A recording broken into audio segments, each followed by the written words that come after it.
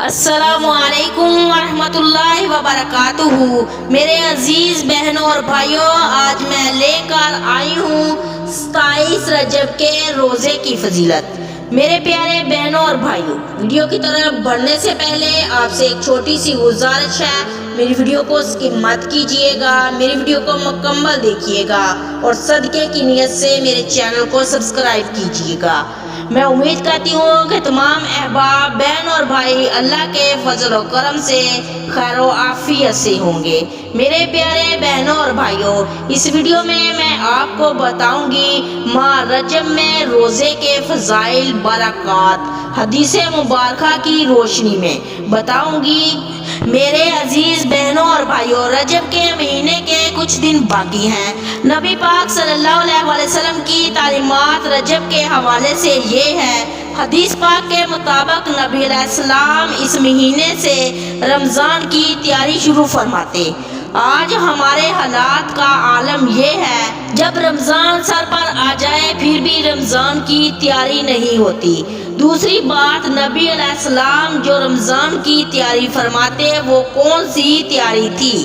اللہ کے رسول صلی اللہ علیہ وسلم کی تیاری یہ تھی، اپنے آپ کو روزوں کے لیے تیار کرنا، اپنے آپ کو اللہ کے لیے پیش کرنا اور اللہ کی طرف متوجہ کرنا، اور رجب سے روزہ رکھنے کی عادت بنا لینا تاکہ رمضان مبارک میں کوئی تکلیف نہ ہو، عادت کے خلاف نہ ہو۔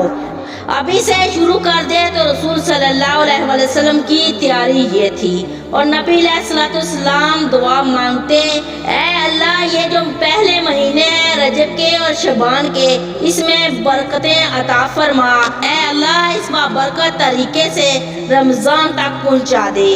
یہ تھی نبی پاک صلی اللہ علیہ وسلم کی تیاری، اور رسول صلی اللہ علیہ وسلم سے پہلے بھی اس رجب کے مہینے کو مبارک، بابرکت، باسعادت، حرمت، عزت والا مہینہ سمجھا جاتا تھا۔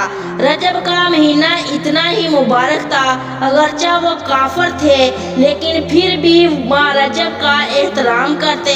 اس مہینے میں اگر باپ کا قاتل بھی اگر ان کے سامنے آتا تو وار نہ کرتے، کہتے رجب آ گیا ہے۔ رجب کے مہینے کی اتنی خاص اہمیت تھی، جتنی بھی جنگیں ہوئی رجب کے مہینے کے علاوہ ہوئی، رجب میں نہیں ہوئی۔ دینی معاملات کا تقاضا آتا، رسالت مآب علیہ السلام کہتے اللہ کی طرف متوجہ ہو جاؤ۔ روایت میں آتا ہے، حضرت امی جان عائشہ صدیقہ رضی اللہ تعالیٰ عنہ فرماتی، نبی پاک صلی اللہ علیہ وسلم کو جب اذان کی آواز سنائی دیتی، حضور علیہ السلام فوراً عبادت کی طرف متوجہ ہو جاتے، ایسا لگتا ہے کہ ہم لوگ اجنبی بیٹھے ہیں۔ یہ تھی ہمارے حبیب صلی اللہ علیہ وسلم کی عبادت کی طرف متوجہ۔